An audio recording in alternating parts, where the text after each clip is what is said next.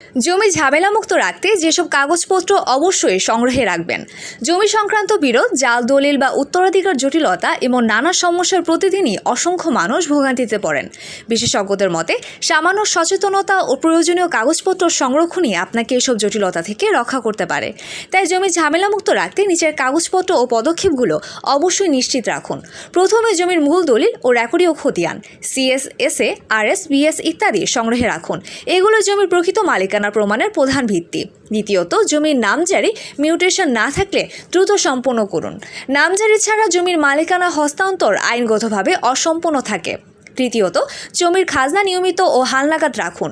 পুরনো বা অনাদায়ী খাজনা পরবর্তীতে জমি খাস হয়ে যাওয়ার ঝুঁকি তৈরি করতে পারে। চতুর্থ, পর্চা ও নকশা অনুযায়ী জমি মেপে রাখুন এবং জমির সীমানা নির্ধারণ করে রাখুন। এতে প্রতিবেশীর সঙ্গে জমির সীমানায় বিরোধ এড়ানো যায়। এছাড়া নিজের জমি নিজের দখলে রাখার বিষয়টি নিশ্চিত করুন।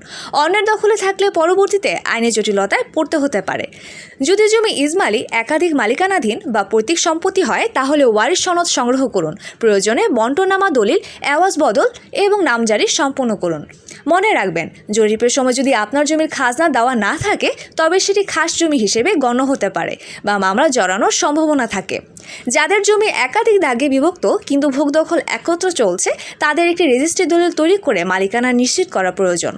সবশেষে, যাদের জমির দলিল, খতিয়ান বা খাজনার দাখিলা নেই তাদের জমি নিয়ে ভবিষ্যতে বিরাট জটিলতা তৈরি হতে পারে। সেক্ষেত্রে জমি বিক্রি বা ছেড়ে দেওয়ার বিষয়ে বাস্তবসম্মত সিদ্ধান্তই নেওয়াই শ্রেয়। বিশেষজ্ঞরা বলেন, একটি জমি নিরাপত্তা কেবল দখলই নয়, তার কাগজপত্রের সঠিকতা ও সংরক্ষণই নির্ভর করে। তাই এখনই আপনার জমির সব কাগজপত্র যাচাই করে ঝুঁকিমুক্ত থাকুন।